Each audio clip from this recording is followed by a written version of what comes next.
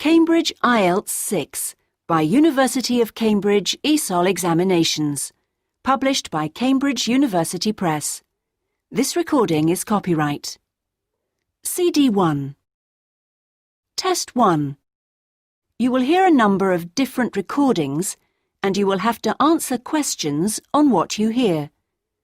There will be time for you to read the instructions and questions, and you will have a chance to check your work.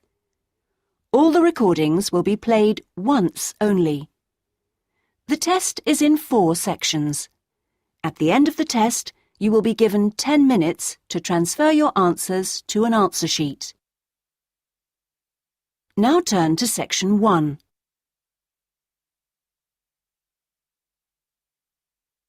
Section 1. You will hear a man telephoning a sports club to ask about membership and facilities.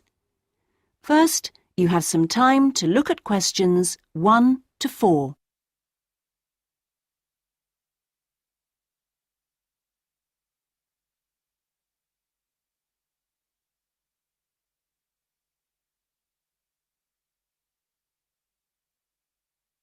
You will see that there is an example that has been done for you.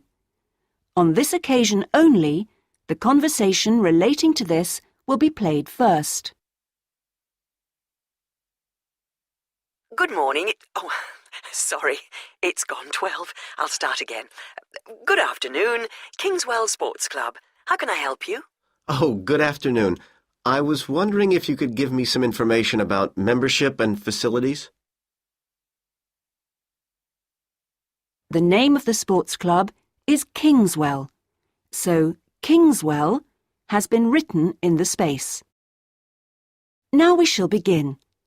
You should answer the questions as you listen, because you will not hear the recording a second time. Listen carefully and answer questions 1 to 4. Good morning. Sorry, it's gone 12. I'll start again. Good afternoon, Kingswell Sports Club. How can I help you? Oh, good afternoon. I was wondering if you could give me some information about membership and facilities.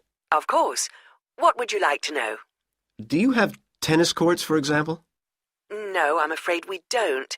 We're primarily a golf club. What about football? I heard you had a team. No, I'm sorry. Perhaps you're thinking about Fresham Sports Centre. Oh, right. I know it. I've played badminton there. Have you? They've got a lot of facilities we don't have, and vice versa. We do have a Keep Fit studio, which is very popular with members, and then as well as that, there's swimming, of course. That's good. I like to swim every day. We have a range of classes, too. Do you have judo classes? I'm keen to learn. Well, at the moment, we offer kickboxing. We're planning to add judo and stretch classes soon. We're currently running a range of yoga classes, too. What about relaxing after exercise? I assume you have a restaurant or something? At the moment, we've got a salad bar, which is very popular. We'll also have a fully licensed restaurant by the end of the year. Sounds good. Before you hear the rest of the conversation, you have some time to look at questions 5 to 10.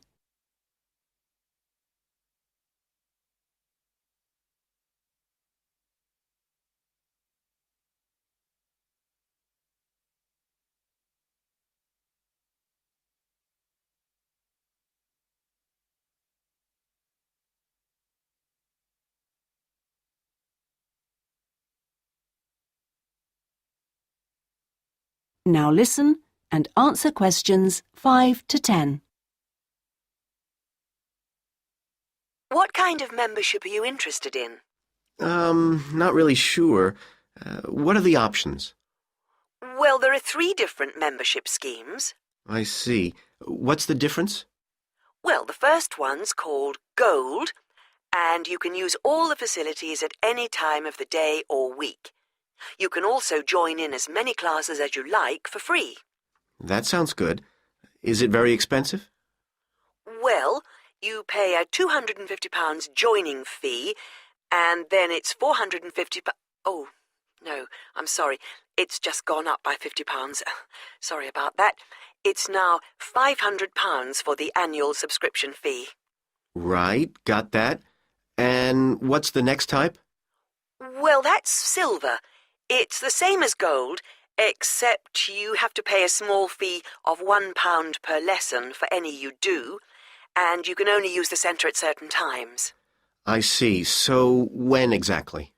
You can only use the facilities between 10 a.m. and 4:30 p.m. So I couldn't use the pool at 8 in the morning or evening then? That's right. Okay, and the price for that? Is the joining fee the same as for gold? Actually, it's slightly less than the £250. It's £225, but the annual fee is only £300. Does that sound more like what you want? Well, it's still rather more expensive than I thought. I'm a student here in England, and I'm only here for 6 months. Ah, then the bronze scheme would probably suit you best. How is that different? Well, some of the facilities have restricted use. And do I have to pay for classes? Yes, it's £3 for each class you join. I see. And what are the hours then? Between 10:30 and 3:30 weekdays only, and you pay a £50 joining fee. The annual fee is £180. It works out at £15 a month, so that would be quite a lot cheaper. Oh, that should be all right. I could come in my free periods. What do I have to do if I want to join? Well, we book you in for an assessment with an instructor who will show you how to use all the equipment. If you want to organise a trial session and look around the centre, you'll need to speak to David Kinchley. Could you spell that, please? Yes, David, KynchleY.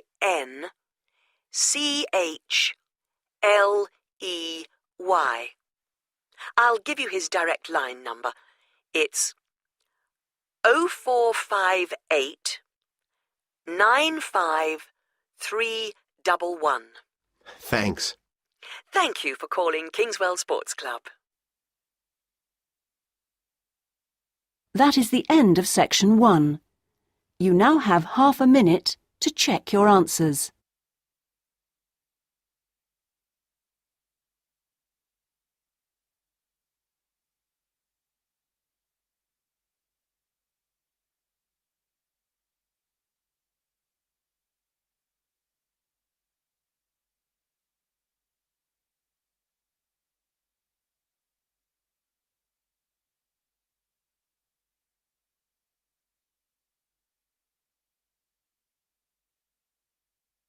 Now turn to section 2.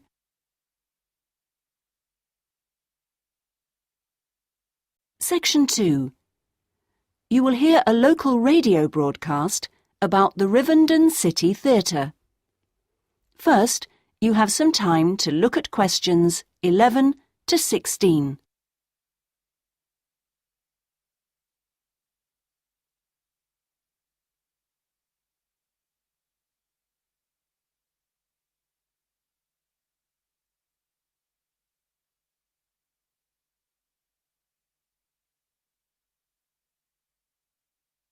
Now listen carefully and answer questions 11 to 16. And here on Radio Rivendell, we have Lynn Rawley, the Public Relations Officer of our own Rivendell City Theatre. Hello, Lynn. Hello. Now, the theatre is reopening soon after its 3-year redevelopment program, isn't it? That's right, and there are a lot of improvements. The first thing people will see when they go in is that the foyer has been repainted in the original green and gold. Then the box office has been reoriented with its own access from the side of the building instead of through the foyer, which means it can be open longer hours and has more space too. The shop that used to be in the foyer, which sold books and CDs, is the one part of the redevelopment which isn't yet complete. The plan is to find new premises for it near the theatre, and we've had difficulty finding somewhere suitable. We hope to reopen the shop in the next few months.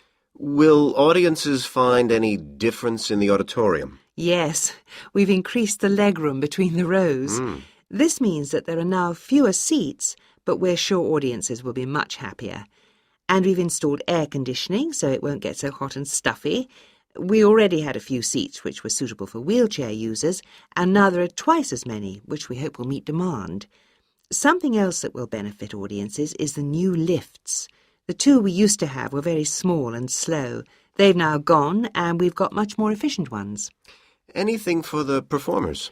Yes, we've made a number of improvements backstage.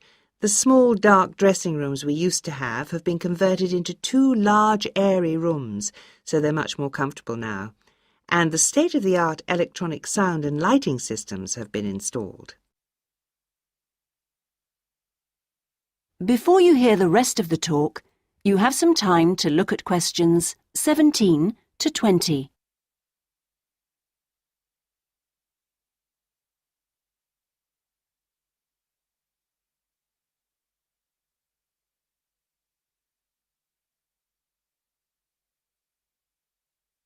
Now listen and answer questions 17 to 20.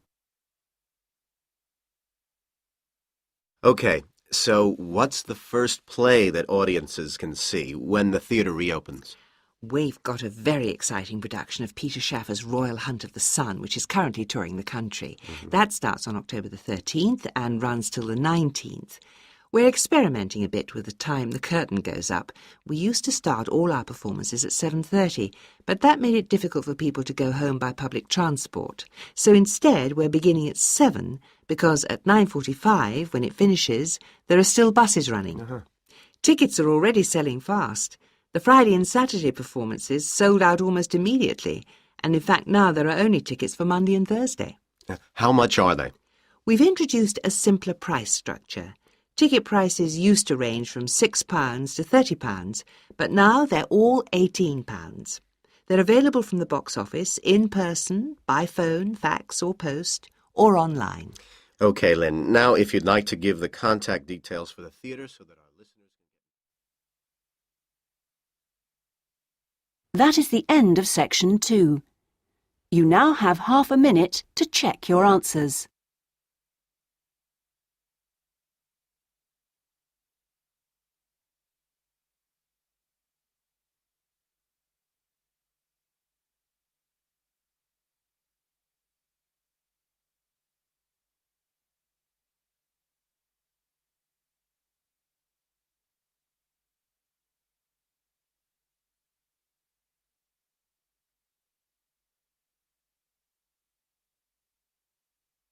Now turn to section 3.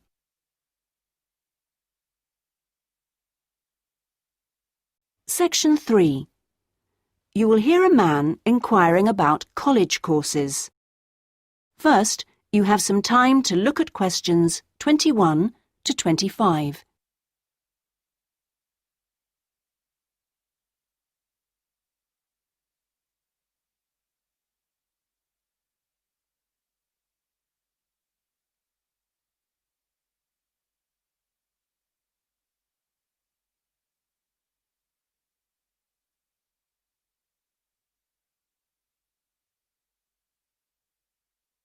Now listen carefully and answer questions 21 to 25. Hello, can I help you? I was told to come here because I'd like to talk to someone about taking a management course. Right, I'm one of the tutors, so I should be able to help you. Oh, good. My name's Brian Ardley. I've decided to enrol on a part-time management course.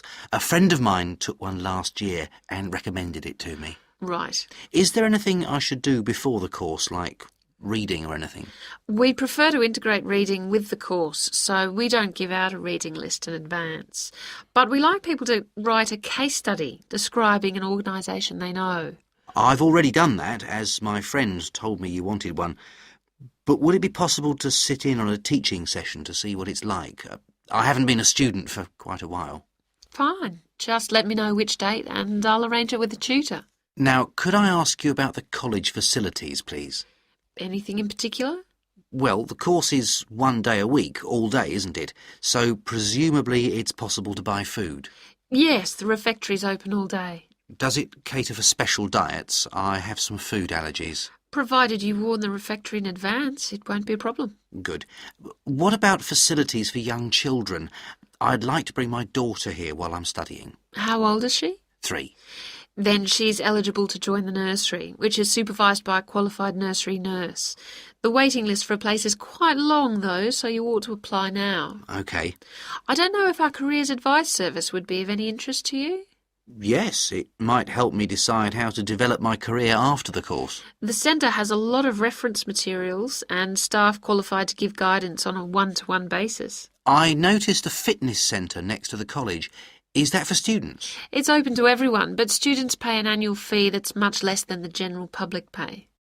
And presumably the college library stocks newspapers and journals as well as books. Yes, and there's also an audio-visual room for viewing and listening to videos, cassettes and so on. Is there also access to computers? Yes, your tutor will need to arrange with the technical support team for you to get a password, so ask him or her about it when you start the course. OK. Before you hear the rest of the conversation, you have some time to look at questions 26 to 30.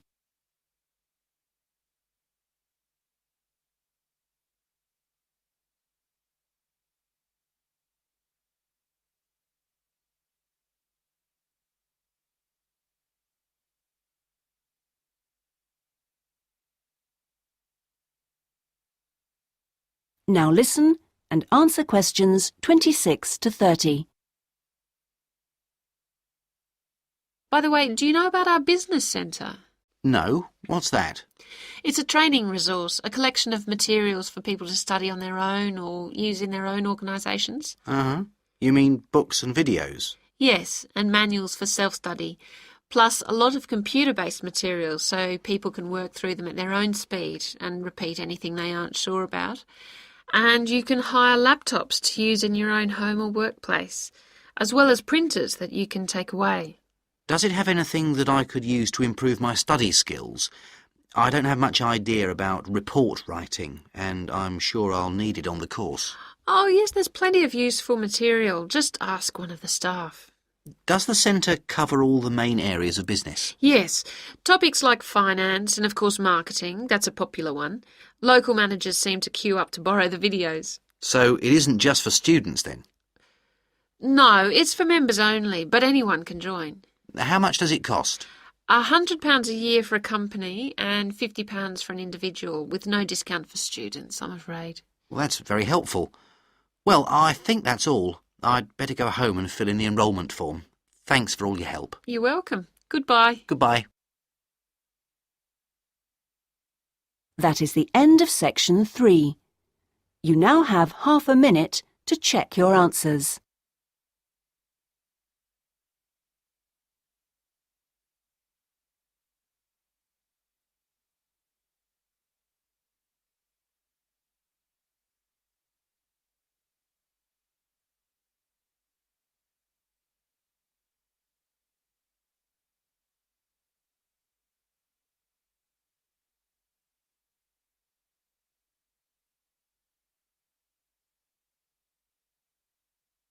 Now turn to section 4.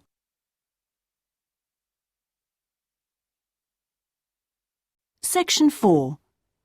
You will hear a talk on a social history of the East End of London. First, you have some time to look at questions 31 to 40.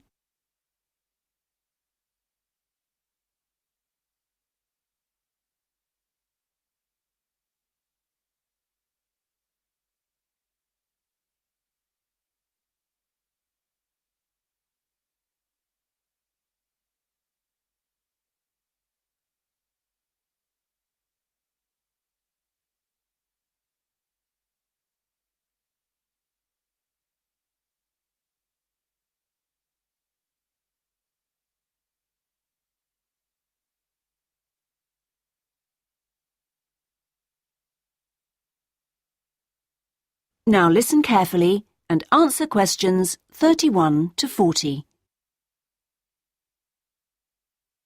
In the last few weeks, we've been looking at various aspects of the social history of London. And this morning, we're continuing with a look at life in the area called the East End. I'll start with a brief history of the district and then focus on life in the first half of the 20th century.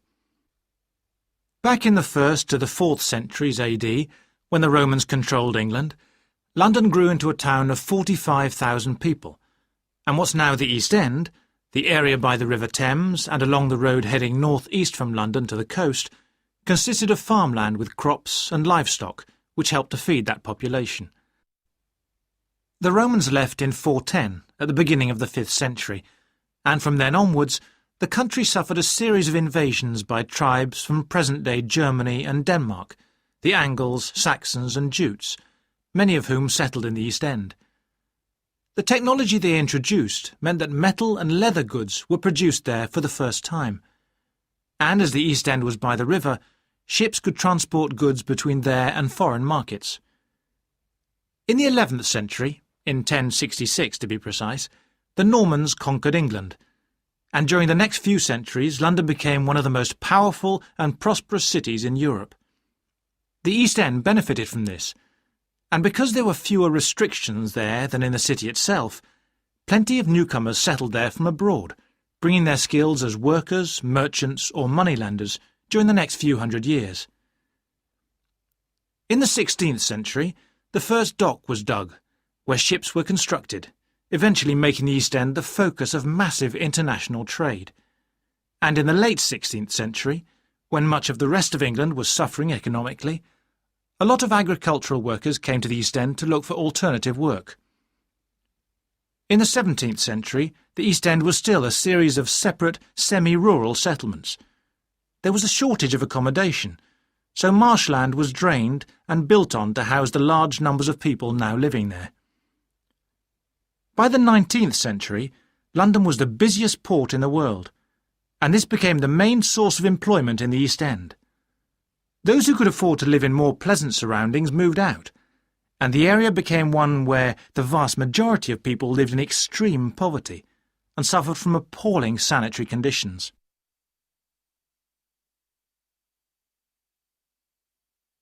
That brief outline takes us to the beginning of the 20th century, and now we'll turn to housing. At the beginning of the century, living conditions for the majority of working people in East London were very basic indeed. Houses were crowded closely together and usually very badly built because there was no regulation. But the poor and needy were attracted by the possibility of work, and they had to be housed. It was the availability rather than the condition of the housing that was the major concern for tenants and landlords alike. Few houses had electricity at this time, so other sources of power were used, like coal for the fires which heated perhaps just one room. Of course, the smoke from these contributed a great deal to the air pollution for which London used to be famous. A tiny, damp, unhealthy house like this might well be occupied by 2 full families, possibly including several children, grandparents, aunts and uncles. Now, before I go on to health implications of this way of life, I'll say something about food and nutrition. That is the end of section 4. You now have half a minute to check your answers.